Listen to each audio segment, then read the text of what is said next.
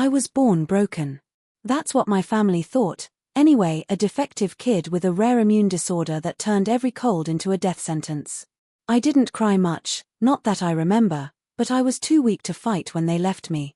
I was 6 weeks old when my parents dropped me at St. Luke's Hospital, a bundle in a blanket with no note, no name. They didn't even look back. I'd have died there, another statistic, if Evelyn Hart hadn't stepped in. She was a nurse, tough as nails but soft where it counted. She found me, fought the system to take me in, and named me Mara. Bitter, she said, because life already was. She paid for my meds, my surgeries, everything, until I beat the odds. By 10, I was healthy, but the scar of being tossed aside never faded. That was 30 years ago. I grew up, turned that bitterness into fuel, and became Dr. Mara Ellis, an infectious disease specialist who didn't lose patience. I worked in a city hospital now, far from Hollow Creek, the town where I'd started. Evelyn was gone, cancer took her 5 years back, but her lessons stuck. Save who you can, no matter what. I lived by that, until the day Hollow Creek came knocking. It was a Tuesday, late shift, when they showed up. I was in my office, reviewing lab results, when 3 strangers walked in, 2 men, 1 woman, all with that small-town look, worn boots, tired eyes. The leader, a guy with grey hair and a councilman's badge, Tom Grayson, spoke first. "Dr. Ellis, we need you," he started, voice low, urgent. "Hollow Creek's dying. Some disease, fevers, organ failure. We've lost 20 already. No one can stop it."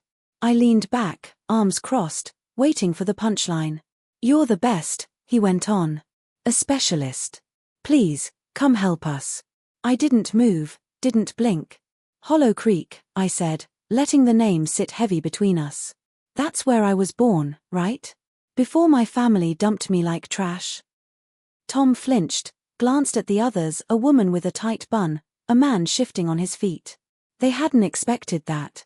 "We know your story," Tom admitted, careful. "It's not about them. It's about the town. Kids are sick. Families. We're begging you." The woman stepped forward, hands clasped.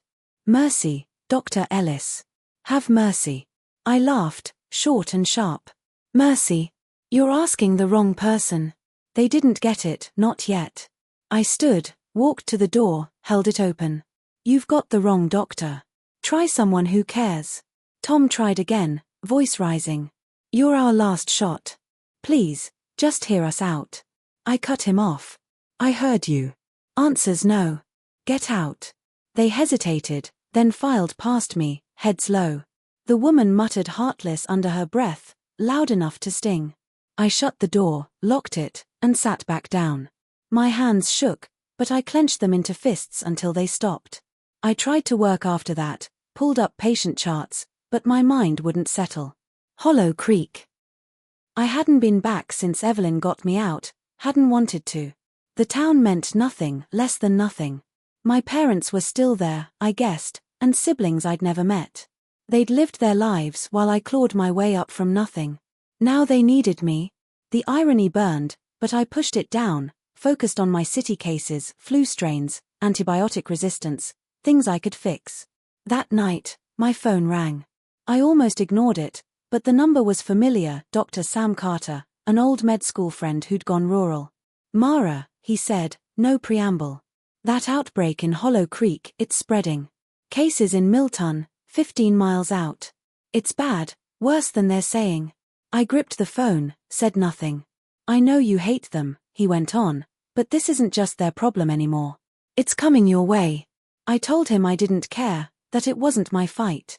"You sure?" he pressed. "You're the only one I know who might crack this."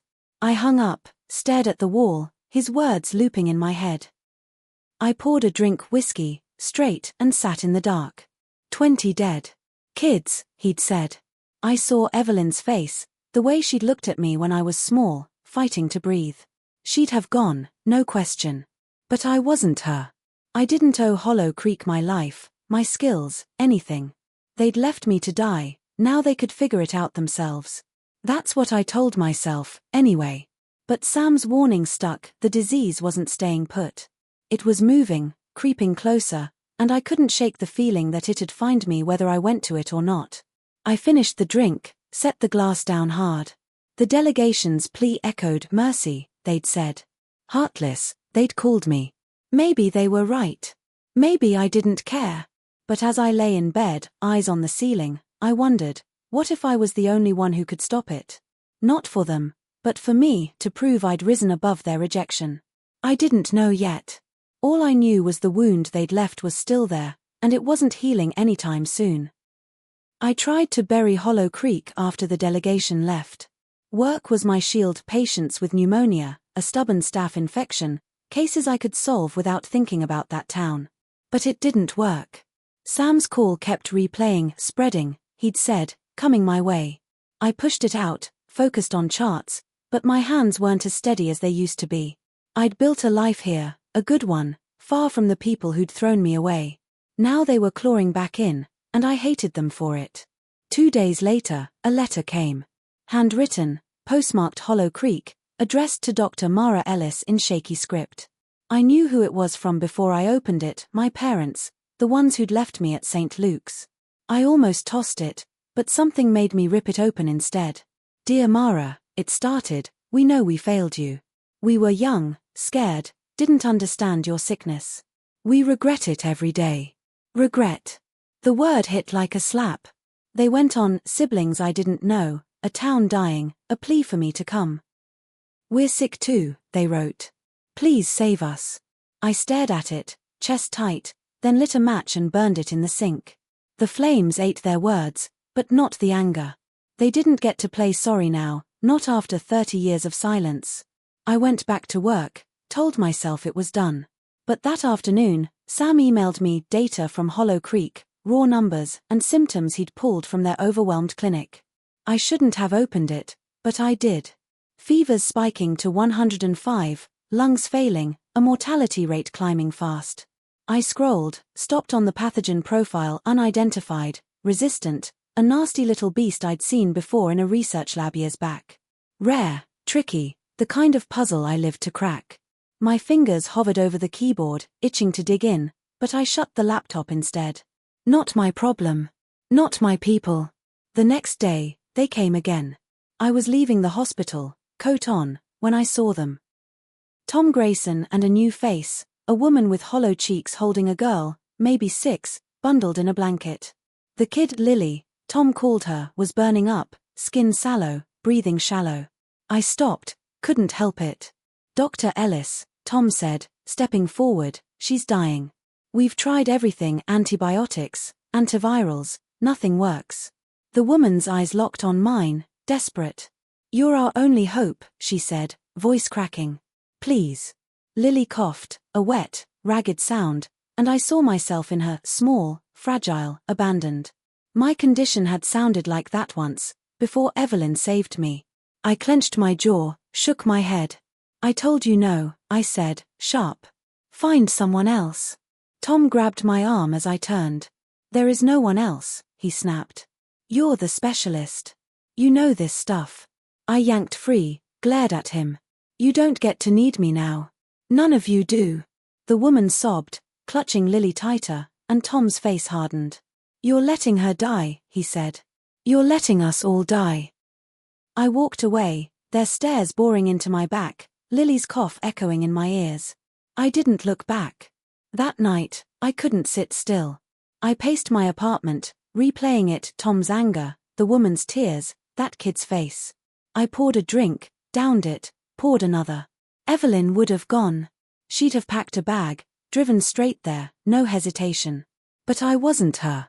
I didn't owe them my life, my skills, my anything. They'd made their choice when I was a baby, this was mine. Still, Sam's data gnawed at me. I pulled it up again, stared at the numbers, 28 dead now, cases doubling.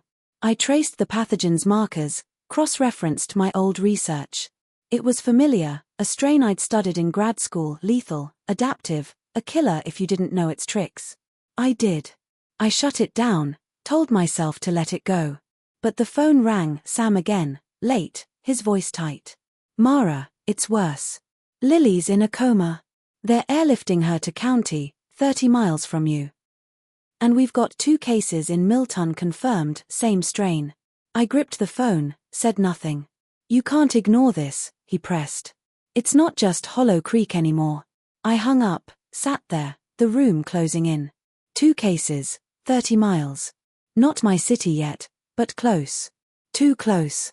I stood, grabbed my coat, then stopped. What was I doing? Running to them? No. I dropped it, sank back down. They'd called me heartless, and maybe I was. But that kid, Lily, kept flashing in my head, her cough, her mother's plea. I saw Evelyn too, her steady hands on me when I was that small, that sick. I didn't want to care, didn't want to feel it, but the data didn't lie. This thing was spreading, and I knew it better than anyone. I could stop it if I chose to. I just didn't know if I would. I couldn't outrun it anymore. Sam's call had landed like a punch, Lily in a coma, cases in Milton, the disease clawing its way closer. I'd spent the night staring at my laptop, the pathogen's profile mocking me from the screen. It was my kind of fight, rare, resistant, a monster I'd dissected in labs years ago. I knew its weaknesses, its tricks. No one else did. I could sit here, let it spread, let Hollow Creek burn, but Milton wasn't Hollow Creek. Neither was my city. I slammed the laptop shut, grabbed my keys, and made a choice not for them, but for me. The next morning, Sam called again. Lily's fading, he said, voice rough. Ventilators barely holding her. And Milton's up to 5 cases, 2 dead already. I cut him off. I'm going, I said, sharp. Not for your sob story. For the data.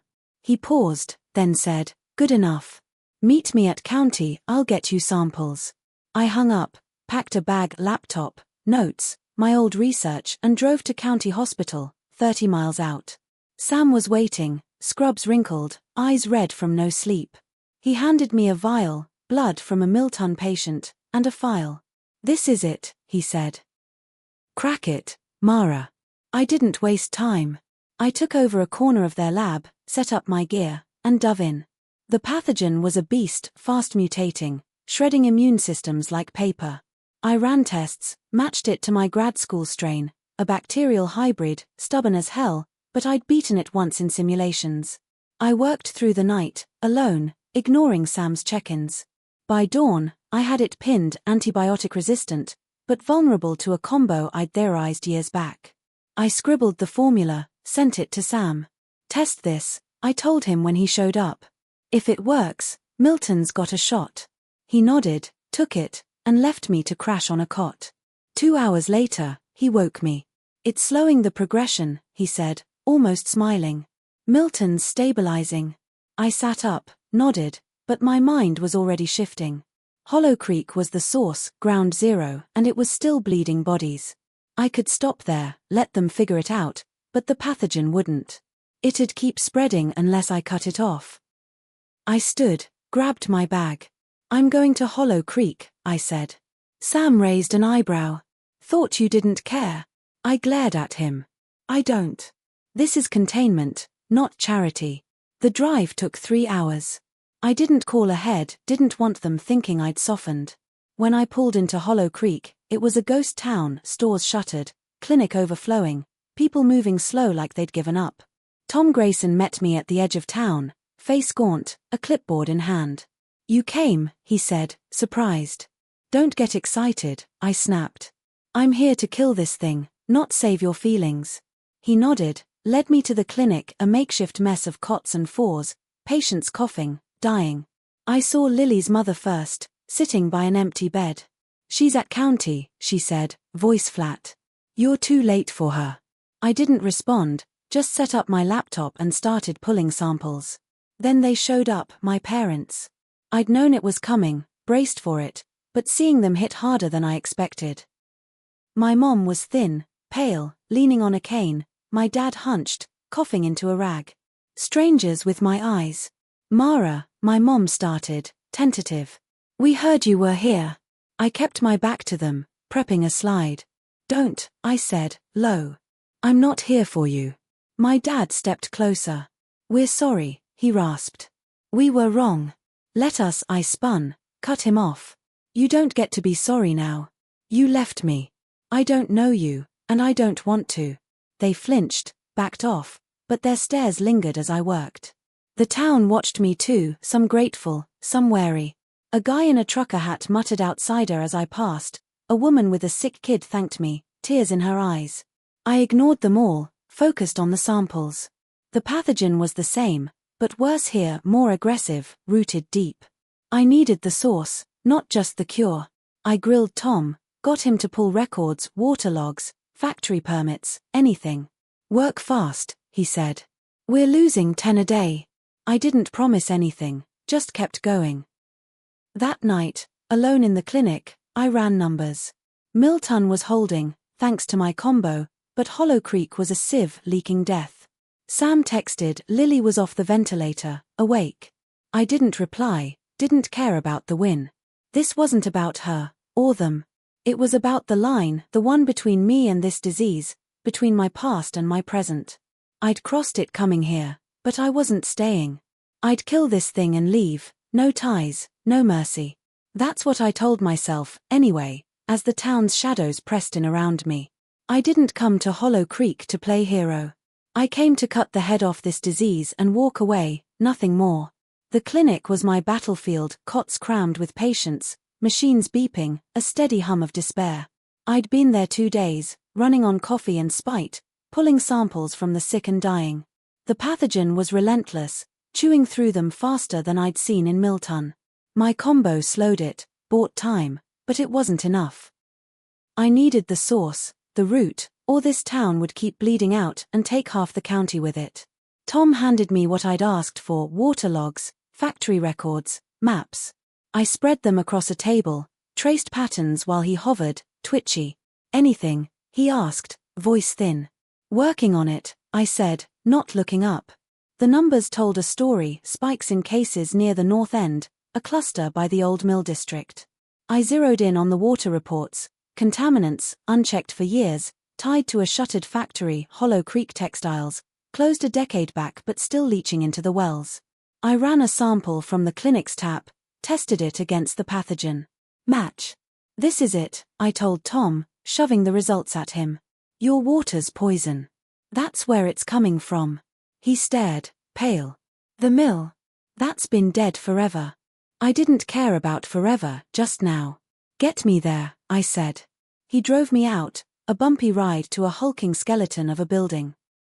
Rusted pipes, cracked walls, a runoff ditch pooling black. I took samples, confirmed it, the bacteria's birthplace, thriving in the sludge. I called Sam, told him to send hazmat, he owed me that much. We've got to seal it, I said. Then I can tweak the treatment. He promised a team by morning. I hung up, got to work. Back at the clinic, I adjusted the combo, higher doses, a second antibiotic to hit the mutations. I tested it on a batch of cultures, watched the bacteria wilt. It'd work, slow, but sure. I handed the formula to the clinic's head nurse, a gruff woman named Carla. Start this now, I said. 4s, every patient. She nodded, didn't waste words, and got moving. By nightfall, the first doses were in, fevers dropped, breathing eased. Not miracles, but progress. Tom cornered me, relief cracking his voice. You're saving us, he said.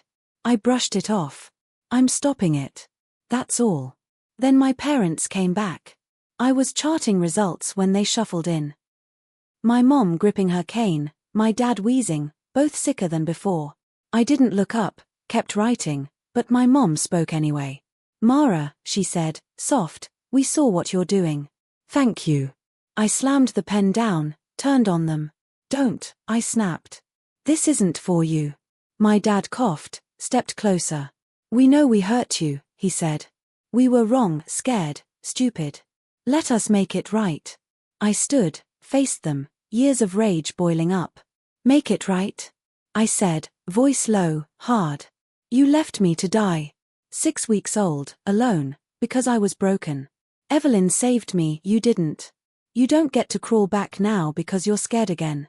My mom's eyes welled up, my dad's head dropped, but I didn't stop. I'm here for the disease, not your guilt. You're strangers. Stay that way. They stood there, stunned, then my mom reached for me. I stepped back, pointed to the door. Out. They left, slow, broken, but I didn't feel sorry. I felt nothing, just the burn of that old wound, still raw. The town saw it, or parts of it. Carla whispered tough call as she passed. A guy outside spat cold bitch loud enough to hear. Lily's mom found me later, though, her face softer. She's awake, she said, gripping my hand. County called. She's talking. You did that. I pulled away, nodded. Good, I said, flat. That's the job. She hesitated, like she wanted more gratitude, a moment, but I turned back to my notes. I didn't need her thanks, didn't want it. By morning, the hazmat team arrived, suits and tanks, sealing the mill's runoff. I watched from a distance, checked the clinic's latest stats, deaths down, recoveries up. The treatment was holding, the source contained. Tom clapped my shoulder, said, "You're a miracle worker." I shook him off. "I'm a doctor," I said. "That's it." He didn't push, but the town buzzed. Some called me a savior, others a grudge-bearing ghost. I didn't care what they thought. I'd come to kill the disease, not win them over. That night, I packed my bag. The job wasn't done, patients still needed weeks, but the crisis was breaking. Carla could handle it, and Sam was close if they screwed up. I'd given them the tools, they didn't need me hovering. My parents lingered in my peripheral, sick, silent, watching, but I didn't acknowledge them. I'd drawn my line, and it wasn't blurring for anyone. I was leaving, same as I'd come, on my terms, with my grudge intact. I didn't stay to watch Hollow Creek heal. The treatment was working, the mill sealed, the death count dropping, my job was done. By the third morning, I'd packed my laptop, my notes, and the last of my patients. The clinic hummed with cautious hope, patients sitting up, nurses moving fast, but I didn't belong there. I'd given them a lifeline, not a homecoming. Tom found me as I loaded my car, his face a mix of gratitude and exhaustion. "You're leaving?" he asked, like it surprised him. "Yeah," I said, slamming the trunk. "You've got this now." He held out a hand, I didn't take it. "Thanks, Mara," he said anyway. I nodded, got in, and drove off without a word. The town faded in my rear view, a blur of faces I didn't care to know.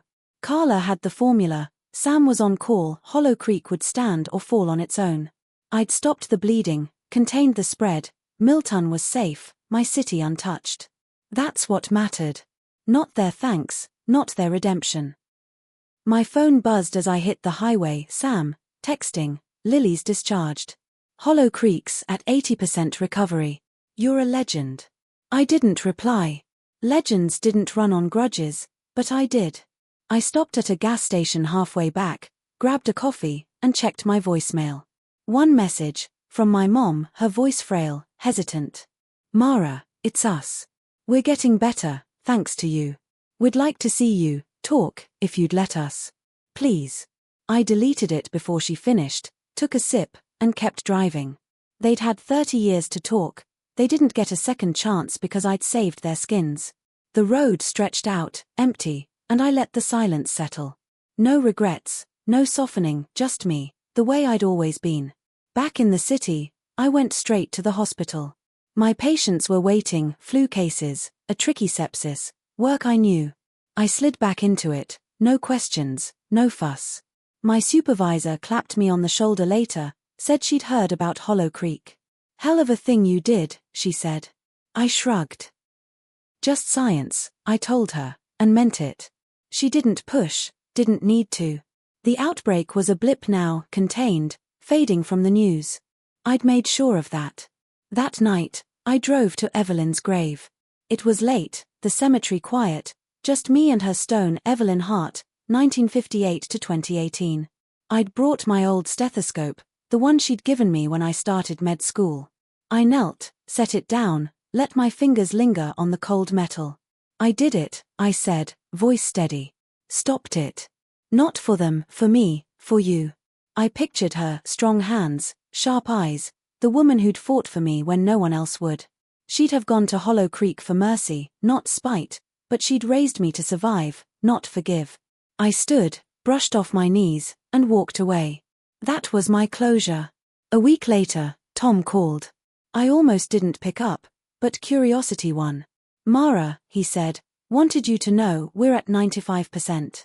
Only 2 losses since you left. You saved us. I didn't respond, let him fill the silence. Your folks are asking for you, he added, softer. They're out of the clinic. Want to? I cut him off. No, I said, firm. Tell them I'm done. He sighed, didn't argue. You're something else, Dr. Ellis, he said finally. Take care. I hung up, set the phone down, and that was that. The city moved on, and so did I. My patients didn't know about Hollow Creek, didn't need to. I worked late, kept my charts clean, stayed sharp. Sam dropped by once, brought coffee, tried to debrief.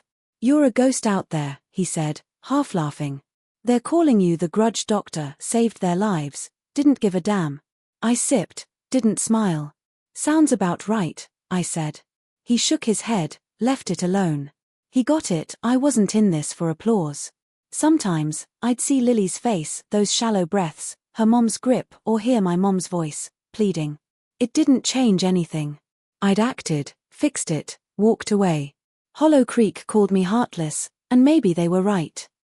I didn't feel their pain, didn't want their love. I'd saved them to prove I could, because Evelyn had saved me, because I'd clawed my way up from nothing. That was my victory, not theirs. I kept the stethoscope on my desk after that, a quiet reminder. The grudge was still there, heavy, mine. I didn't need to let it go, it was part of me, like the scars from my sickness, like Evelyn's voice in my head. I'd stopped the disease, kept my world safe, and left Hollow Creek behind. That was enough. Or it had to be. I didn't look back, didn't wonder. I just kept going, the way I always had, alone, unbroken, and unbowed. Phew, that's it, this story. What do you think? Should I have forgiven Hollow Creek, or was I right to walk away? Drop your take in the comments, I'm dying to hear it. If this story hit you hard, smash that like button and subscribe for more tales that twist and turn. Next time, I've got something darker brewing, hit the bell so you don't miss out. Thanks for sticking with me. See you in the next one.